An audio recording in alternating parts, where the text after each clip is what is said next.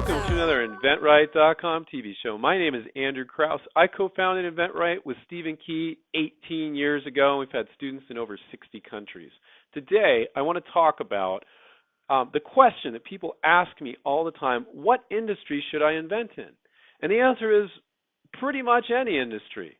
So if it's an industry that you're fascinated with or interested in, you don't have to be an expert in it. You can become an expert pretty quick, and I'm going to show you how to do that. So it really depends on your research.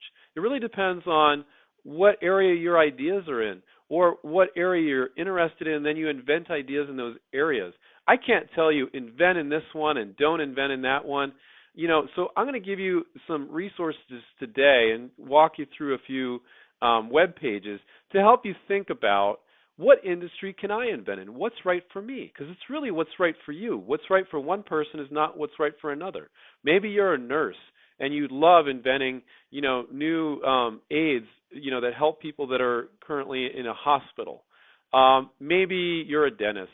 Maybe you're a plumber. Maybe you're just a homeowner and you want to create some home storage organization products to help people organize their house. Maybe you like barbecuing. Maybe you're a big sports fan and you want to do something for sports fans. I can't possibly answer that question, oh, you should invent in this area, because then I'm forcing a certain industry and certain types of products on you, and you need to make that decision. So I'm going to show you some web pages today just to help get the ideas flowing on where you want to invent. So I'm going to go ahead and shrink myself down. Let's go ahead and get going here. So we're going to jump onto Google Images. So just go to Google or just search for Google and then click on Images. So I just typed in, I'm not a football fan, but I know a lot of you are, and I just typed in something random. I typed in football training aids. So let's say you're a big football fan, or a football player, or what have you, and you wanted to come up with some football training aids. Well, type in football training aids. It's just that simple, onto Google Images and start paging through and start looking at all these products and going, is this the place where I want to invent? I had a student that was inventing something in this area with I don't know what you call this, it's agility speed training aid. And there's other products. Here's one for kickers. I'm more of a soccer player, so it's more up my alley. And there's all sorts of different training aids. Here you're going back and forth. Like I said, I don't know football from Jack. But now, let's say I was fascinated with football, but I didn't know it that well. I could go in here and study all the football training aids, and if I never played football a day in my life, I think that would be fine. I think it would be fine because you're studying all these products, you're seeing what people need. I think that's not ideal. I think if you're a plumber, you're inventing plumbing products, but I think you could totally invent outside something you're an expert in, because you can become an expert simply by paging down and looking through all these images and looking at all these products, the benefits, the prices, what people are saying about them, the reviews. So you can invent in an area you're not an expert in, but you should be interested in it. It should fascinate you.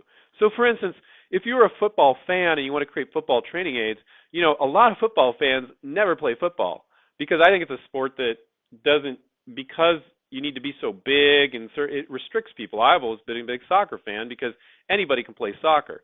That's what I like. But anyway, I know there's so many. I have a lot of friends that are big football fans. But you could go in here and go, I love football. I'm going to do some football training aids. And even though you aren't on a football team and you didn't actually do these exercises, you would probably enjoy it. So I guess what I'm getting at is doing something that you would enjoy. You don't have to enjoy it like beyond belief. It doesn't have to be your obsession, but something that you don't dislike, right? And I know that's stating the obvious, but so let's say I typed in home organization products. And you start paging through all these products that help you organize your home. Now, if you were an inherently messy person and you had no desire to get organized, well, you probably wouldn't want to go in this area. Now, you could be really messy and want to get organized, and that's why you're fascinated by it, and you're coming up with ideas, and you could still not be organized.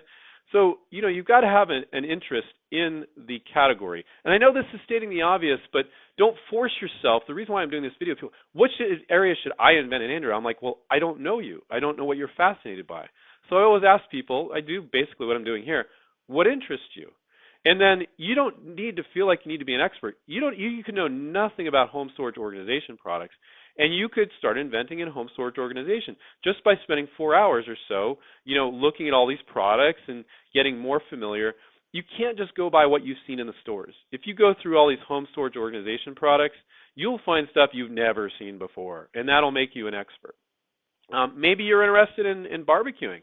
So you type in barbecue accessories and you look at all the barbecue accessories and you go, well, do I want to invent here? But it's not just, am I passionate about it? It's also like, so what kind of feel am I getting for it? Are there a lot of products, or there's some categories where there's just not much innovation at all? And you could decide, well, this looks like a dinosaur. I'm going to come up with new ideas in this area where nobody's inventing and pitch it to companies. Now, the companies, if they're not making any new products in that area, and it's all kind of like dinosaurs, same products for the last 20 years, you have to realize it's going to be harder to license to them because they're just not that open. And you need to know how to analyze these industries and go, geez, this is such a dinosaur. I want to do this fight, and I want to find a company that can do this product. But there's other categories where there is a lot of innovation. I mean, if you look at barbecue accessories, there's a lot of innovative products in this area. So, I think these companies are going to be more open to innovation. So, but you can go after the dinosaurs. You can go after industries and categories where there's tons of innovation. But you need to be at least aware of that before you get started. I had a student that was doing, they were in farming. And they had all these like really bizarre farming implements. And I had no idea what these things did, but I was able to talk to them and pull out of them, what do all these products do? And they were really passionate about, farming implements, and I just typed in tractor parts to give you an example here.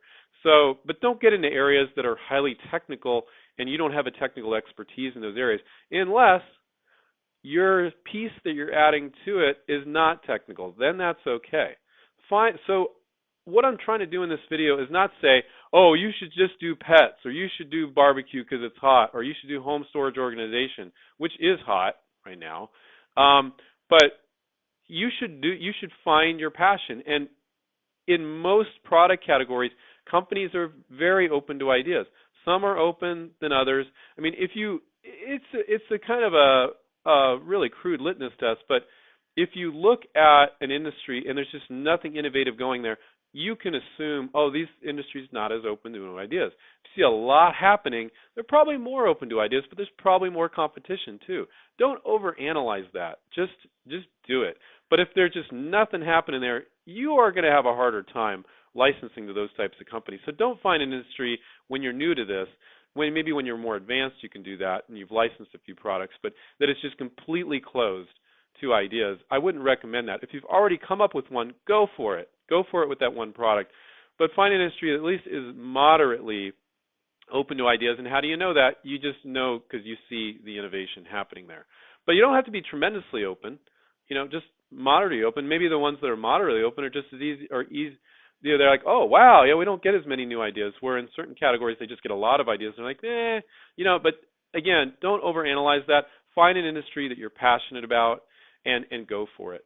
So I want to remind everybody, take care, keep inventing, find an industry that you like, and if you stick with it, you're going to make contacts in that industry, and you keep submitting them more and more and more ideas, and eventually you will license a product if you're passionate in an area and you're making those phone calls and getting into companies. So take care, keep inventing, everybody. Catch up with you next time. Bye-bye. Hi, this is Stephen Key, and I just want to thank you for watching inventRight TV. We're here to save you time, save you money, and show you how you can bring your products to market through licensing. So please subscribe down below, click on the button, and tell your friends. Thank you.